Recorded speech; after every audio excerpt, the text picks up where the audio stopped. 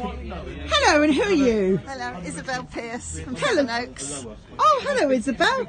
You're having a good day up here at Nuffield Place. Excellent. Good. Now, tell us a little bit about your Maestro. Right, well, it belonged to my father.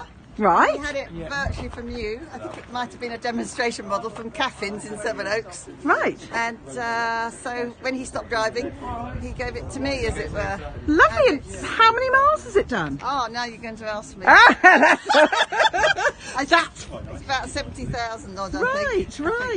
Yes, That's right. So do you have any other cars? Yes, I have a Metro, Right. K registration, and a 1958 Austin Cambridge. Oh, that's good. So you enjoy British cars? Yes. Yes. No, that's lovely. So how long did it take you to drive here today?